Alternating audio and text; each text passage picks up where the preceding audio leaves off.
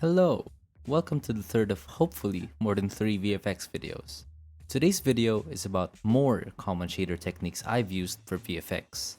Like the previous one, most of these techniques can be translated to any engine, but the examples I'll be showing are implemented in Godot, 4.2 Beta 5 this time. Without further ado, let's begin! With number 1, Camera Offset. This one was supposed to be in the first video, but I couldn't figure out how to do it in Godot at the time. But the time is now. Contrary to the name, we're not actually offsetting our camera. We're offsetting the vertices of our effect relative to the camera. Most effects are shown as billboarded quads, aka quads that face the camera. Without camera offset, these effects are usually fine, but in some cases they might clip through geometry, resulting in unwanted behavior. Take this lamppost for example. The glow and the flare are clipping through it. This is bad. But fret not, with some shader magic, this is easily fixed. A magician never reveals their secrets, but since you're my friend, I'll make an exception. To achieve camera offset, let's start with our inspector setup. We need to have our transform align set to Z billboard, and this might be optional, but I set draw order to view depth because I was having some rendering issues, but that's probably from playing around too much on my end. So try and see if it works with the default setting on yours. Now we work with the vertex stage of the shader. Before anything else, it's important to note that we'll be using world coordinates for our positions, which we can set in Godot by adding the world vertex coords tag in our render mode. We calculate the direction from our camera to our vertex and normalize it. We then add our vertex position by this direction and our user-defined offset value. This should already be enough for our camera offset, but there is the possibility of our vertex going behind the camera, hence the commented line. To avoid this, I define the limit from the camera which the vertex can go to. But wouldn't the effect scale up the closer it is to the camera? While it is true that an object will appear larger the closer it is to the camera, that is not the case for our shader, as we are dealing with individual vertices of our quad as opposed to the whole object. For the first scenario, we apply a vector offset with its defined magnitude and direction to all of our vertices, which is why it appears larger the closer it gets. In our shader, each vertex is offset by a vector with a magnitude and direction that is special to that vertex only. This ensures that each offset converges to the center of our camera, keeping its relative size on the screen. Be careful though, doing this will actually affect the vertex depth, so it could clip through geometry that you don't want to clip through. So it's important to find the balance when using this technique. Number 2, Vertex Offset.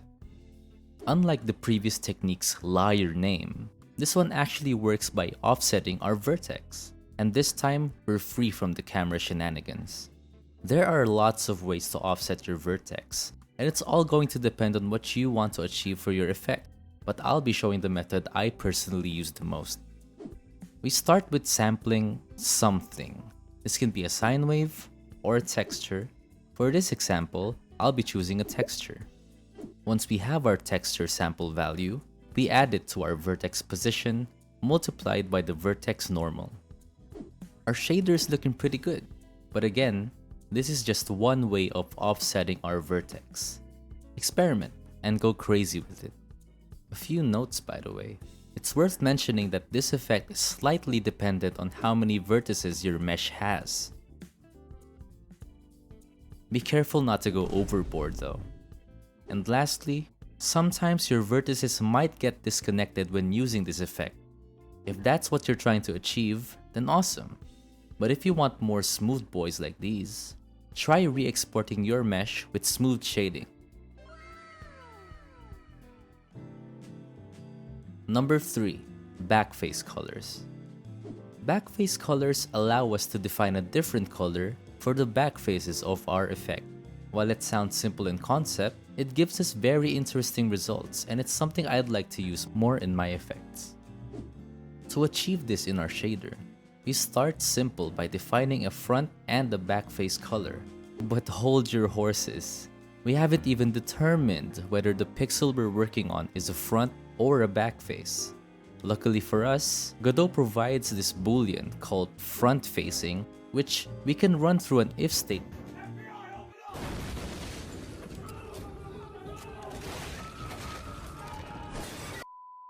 I've been informed that if statements in shaders are cringe. So we'll be calculating our front faces in a more mathematical and possibly unnecessarily complex way. To calculate, we get the camera direction again by subtracting the vertex position from the camera's position. And again, we're working with world coordinates.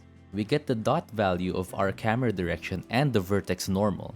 To oversimplify things, if the normal is aligned with our camera direction, it'll give us a positive value. Otherwise, it'll give a negative value. We only care about the sign of our dot product value, so we can just overwrite that with the sign function. We then convert our value from a -1 to 1 value to a 0 to 1 value for easier use in our lerp function later. This dot value is stored as a varying float in Godot, as we can only access the camera built-in properties in the vertex stage. In the fragment stage, it's as simple as lerping between the front face and the back face color using the dot value. Ta-da! Now our effect is based. And actually last, but definitely still not the least, we have number 4, texture packing. This one isn't too heavy on the shaders, but it's important to keep in mind. In the past videos, I've had some effects that relied on sampling multiple textures, and textures can take up a considerable amount of space.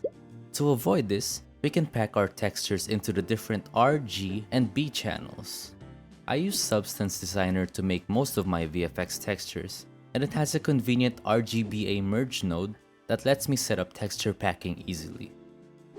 As an example, and as a little teaser, take this aptly named banana projectile texture I cooked up for my Scythe VFX. If we separate each channel, like so, we have the main texture in the red channel, the mask in the green channel, and the panning trail in the blue channel. We combine them all within the shader however we like. And there we go, our texture packed effect. Look at all the disk space we're saving. But we have to remember that life is all about balance.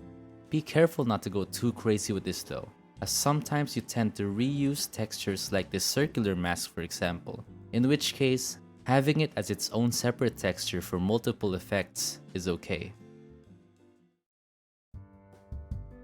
That's all for this video, and probably for this series as well. I hope this helped you out one way or another. If you have any questions or suggestions, please let me know in the comments below. And as usual, a project containing all the samples is available in my Patreon, which is linked in the description below. Thank you for watching, and I hope you have a great day.